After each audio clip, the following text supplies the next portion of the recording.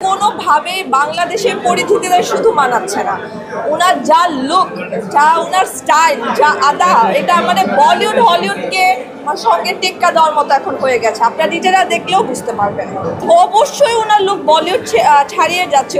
ওনার মতো সুন্দর handsome hero আমাদের দেশে এর আগে কখনো ছিল বলতে আমি জানি না। আমার জেনারেশন থেকে আমি দেখেছি ওনার যা লুক, যা স্টাইল, যা আদা, মানে পুরো বলিউডকে টক্কর দেওয়ার মতো। বাংলাদেশে ওনাকে আর মানাচ্ছে না। কোন লুকটা আপনার ভালো লেগেছে, কোন ডায়লগটা সবচেয়ে মন কেড়েছে? লুকটা তো ভালো লেগেছে সবচেয়ে বেশি। তুফান থেকে ওনার লুক আমার অনেক বেশি ভালো লাগা শুরু করেছে। বরবাদে তো জাস্ট আউটস্ট্যান্ডিং, এটা বলার মতো আর কিছু। বরবাদ এই সিনেমাটি তো আমি অনেক আগে থেকেই বলছিলাম, যেহেতু আমি গল্পটা জানতাম বা সব কিছু মিলে এটি ডিফারেন্ট লেভেলের একটা ঝড় আসলে দর্শকদের মাঝে।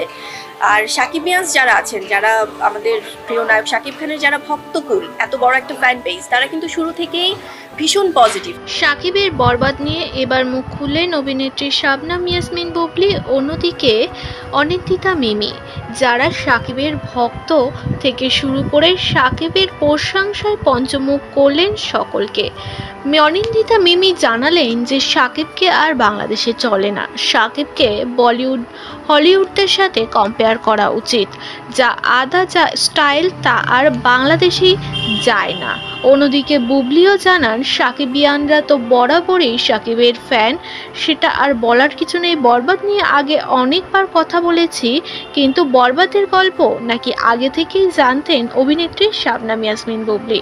বুবলিও অনিন্দিতা মিমির মতো একই কথা বলে। তিনিও জানান যে শাকিব ভেরি মাচ স্টাইলিশ। তিনি পর্দার সামনে হোক বা পর্দার পেছনে নিজেকে সবসময় ফিটফাট রাখতে পছন্দ করে। শাকিব বাড়িতেও অল টাইম ফিট থাকে।